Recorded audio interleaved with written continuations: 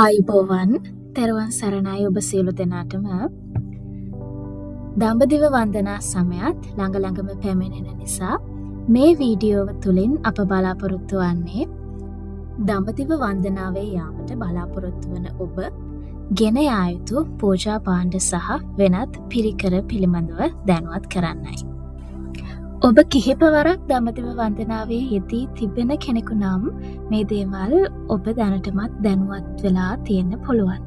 නමුත් මෙවර මේ වර්ෂයේදී ඔබ පළමු වතාවට දඹදිව වන්දනාවේ යනවා නම් මෙම වීඩියෝවේ සඳහන් වෙන දේවල් ඔබට වැදගත් වේවි කියලා අපි හිතනවා. පළමුව අපි සාකච්ඡා කරමු මේ දඹදිව වන්දනාවේ සිදු කරන ඉතාම වැදගත් අංගයක් වන කිරි ආහාර පූජාව පිළිබඳව. සාමාන්‍යයෙන් මේ කිරි ආහාර පූජාව සිද්ධ වෙන්නේ බුද්ධ ගයාවේ පිහිට ඇති බුද්ධ මන්දිරය තුළටයි. ඔබේ නඩේ ප්‍රධානියා විසින් ඔබව ඒ පිළිබඳව මේ ගමන යාමට පෙර දැනුවත් කරයි.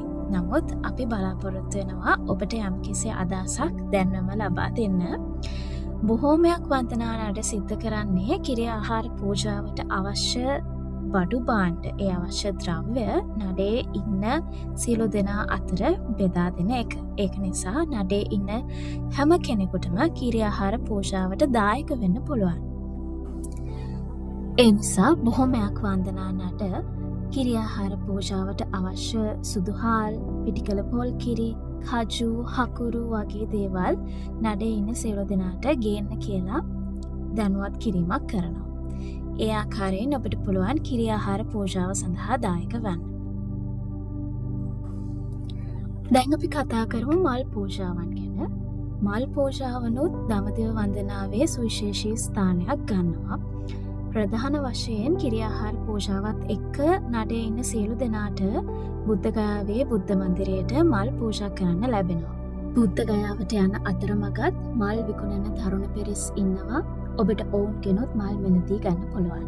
බුද්ධ ගයාවේ වජ්‍රාසනය අසලදීත් භාග්‍යවතුන් වහන්සේ රුවන් සක්මන සිදු කළ ස්ථානයේදීත් විශේෂ මල් පූජාවන් සිද්ධ වෙනවා.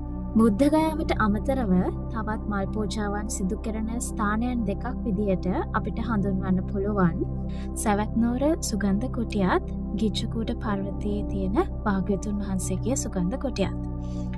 මේ කුටි දෙකම බොහොමයක් වන්දනා නඩ ඉතාම අලංකාර විදියට මලින් සම්පූර්ණයෙන්ම ආවරණය වන ඉතාම ලස්සන මල් පූජා සිද්ධ කරනවා.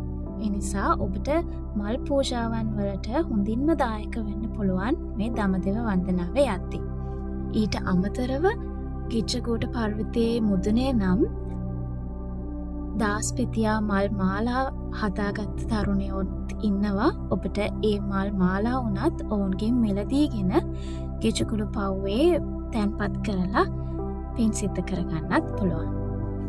මීළඟට අපි කතා කරමු සුගත චීවර පූජාව ගැන. සුගත චීවර පූජාව සිද්ධ කරන්නේ කුසිනාරාවේ ඒ බුද්ධ මන්දිරයේ තැන්පත් කරලා තියෙන අනුපාදිශේෂ පරිනිර්වාණ ධාතුවෙන් පරිනිර්වාණයට වැඩ ඉන්න භාග්‍යවතුන් වහන්සේගේ ඒ බුද්ධ ප්‍රතිමාවට තමයි අපි මේ සුගත චීවර පූජාව සිද්ධ කරන්නේ. ඒ බුද්ධ ප්‍රතිමාවත් ප්‍රමාණයෙන් විශාල නිසා සාමාන්‍යයෙන් මේ සුගත චීවරය අඩි 22ක පමණ දිගකින් යුක්ත වෙනවා. ඔබ පූජා භාණ්ඩ කඩේකට ගිහින් ඇහුවොත් දඹදිව වන්දනාවේ යාමටත් පූජා කිරීමටත් සුගත චීවරයක් අවශ්‍යයි කියලා ඔවුන් ඒ දිග පළල දන්නවා. ඔවුන් ඔබට අවශ්‍ය සුගත චීවරය ලබා දෙයි. ඒ චීවරයේ ස්වභාවය අනුව ගණන් වෙනස් වෙන්න පුළුවන්. ඔබ ඔබේ නඩේට එක චීවරයක් හෝ චීවර කිහිපයක් හෝ මිලදී ගත්තොත් නඩේ ඉන්න සියලුම දෙනාට සුගත චීවර පූජාවට දායක වෙන්න පුළුවන්. ඒත් එක්කම සිවුරු පූජාව ගැන කතා කරනවා නම් බුද්ධ ගයාවේ බුද්ධ මන්දිරයටත් බොහොමයක් දෙනා සිවුරු පූජා කරනවා. ඊට අමතරව ගිජ්ජකූට පව්වේ සුගන්ධ කුටියටත් සිවුරු පූජා කරලා තියෙන බව ඔබට මේ වීඩියෝ එකෙන්ම දකින්න පුළුවන්. ඒක ඔබේ කැමැත්තෙන් සිද්ධ කරන්න පුළුවන් පූජාවක්. දැන් අපි කතා කරමු ඔබට ලේසියෙන්ම කරන්න පුළුවන් තවත් එක් පූජාවක් ගැන. ඒ තමයි කොඩි පූජාව. ඔබට පුළුවන් ලෙහෙසියෙන්ම බෞද්ධ කොඩි පූජ කරන්න. ඕනම පූජා භාණ්ඩ කඩේක එක ප්‍රමාණවලින් බෞද්ධ කොඩි තියෙනවා අපිට ගන්න. ඔබට ඒ විදියට බෞද්ධ කොඩි වුණත් පූජ කරන්න පුළුවන්. මම පූජ කරන ස්ථානත් ඉදිරියට මේත් එක්කම කියනවා. එහෙම නැත්නම් ඔබට පුළුවන් කොඩි නිර්මාණය කරන්න. මේ තියෙන්නේ අපි ඒ විදියට නිර්මාණය කරපු කොඩියක්. මේ සැටින් රෙද්දෙන් හදලා මේ වටේට තියෙන මාජින් එකේ රත්තරන් පාට රිබන් එකකින් අපි ඒක තවත් අලංකාර කරගත්ත කොඩියක් තමයි මේ. මේ කොඩි අපි පූජ කළා දුර්ගේශ්වරී කන්දේ බෝසතාණන් වහන්සේගේ දුෂ්කර ක්‍රියා ඉරියව්ව සහිත ප්‍රතිමාවක් තියෙනවා. ඒ ප්‍රතිමාවට එපිටින් මෙන්න මේ කොඩි එල්ලපු ප්‍රදේශයක් තියෙනවා මේ ගලේ.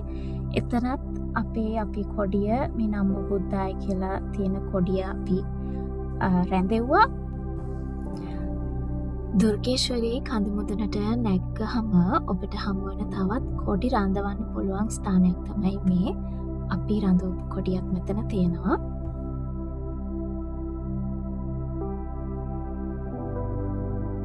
මේ දැක්වෙන්නේ කිචුකුළුපව්ව මුදුනේ තියෙන භාග්‍යවතුන් වහන්සේගේ සුගන්ධ කුටිය.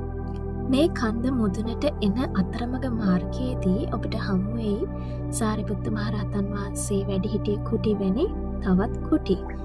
එවැනි ස්ථානවලත් ඔබට පෙනේවි කොඩි වැල් යොදලා තියෙනවා. ඉතින් එවැනි ස්ථානවලටත් ඔබට ඔබේ කොඩි පූජාව සිද්ධ කරගන්න පුළුවන්. ඒත් එක්කම මේ දැක්වෙන්නේ ආනන්ද බෝධීන් වහන්සේ.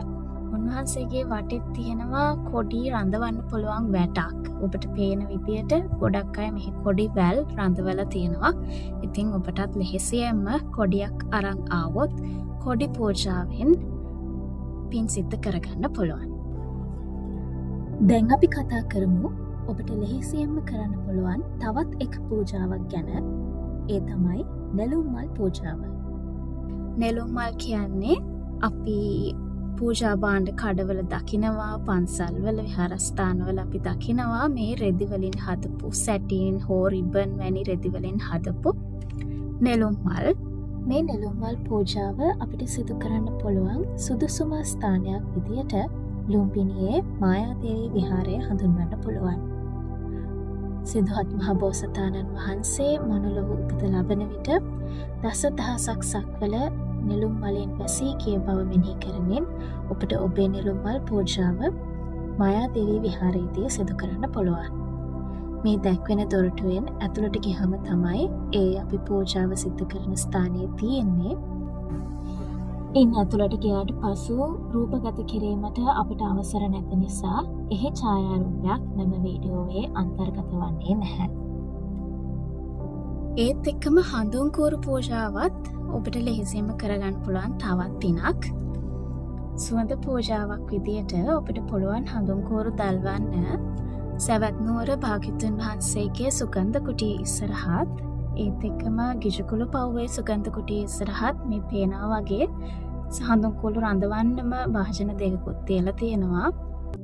හඳු මුදුනේ හඳුන් කූරු පූජාවක් සිද්ධ කරන්න පුළුවන් ඔබට.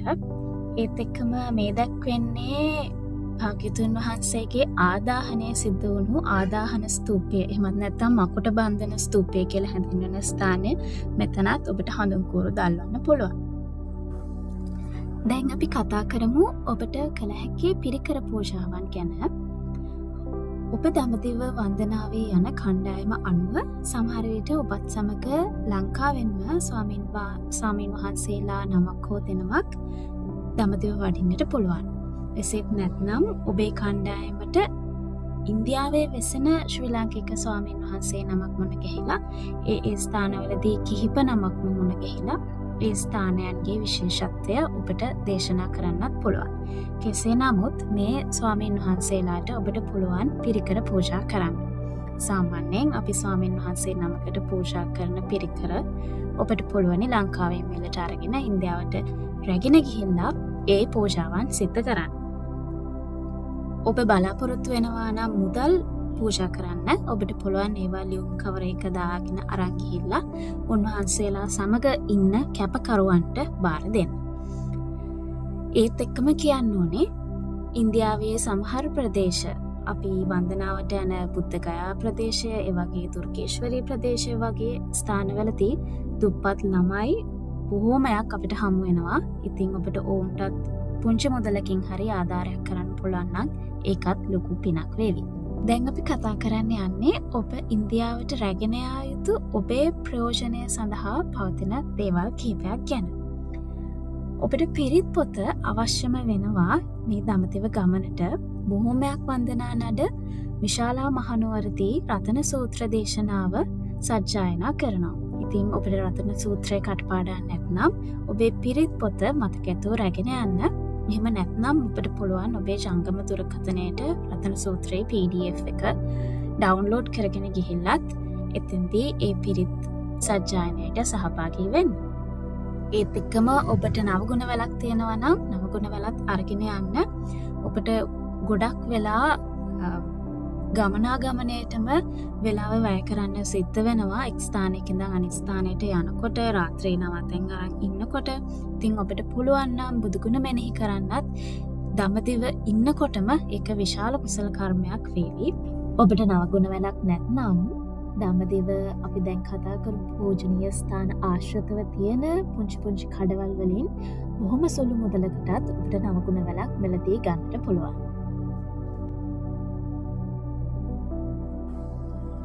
බොහොමයක් වන්දනා නඩ බුද්ධ ගයාවේදී සිල් සමාදන් වෙනවා. ඔබ යන කණ්ඩායමත් එසේ කරනවා නම් ඔබේ සිල් ඇඳුමත් උතුරු සළුවත් අරගෙන යන්න අමතක කරන්න එපා. ඒත් එක්කම සඳහන් කළ යුතු තවත් දෙයක් තමයි මෙන්න මේ බෞද්ධ පොත් කියන ඇප් එක ගැන. මේ බෞද්ධ පොත් කියන ඇප් එක ඇප් ස්ටෝර් එකෙත් ප්ලේ ස්ටෝර් එකෙත් දෙකේම ඔබට හොයාගන්න පුළුවන්. ඒ ඇප් එකේ තියෙනවා පූජ්‍ය රේරුකාණී චන්දවිමල මහානායක ස්වාමීන් වහන්සේ රචනා කරපු ධර්ම ග්‍රන්ථ. ඉතින් ඔබ දඹදිව විවේකීව ඉන්න කාලයත් අර්ථාන්විතව ගත කරන්න පුළුවන් මේ ඇප් එක ඔබේ ෆෝන් එකේ ඉන්ස්ටෝල් කරගෙන ගියොත්. අපි විශ්වාස කරනවා දඹදිව වන්දනාවේ යාමට ඉන්න ඔබට මේ වීඩියෝ එකෙන් කිසියම් හෝ උපකාරයක් වෙන්නට ඇති කියලා. එසේනම් ඔබ සැමට තෙරුවන් සරණයි.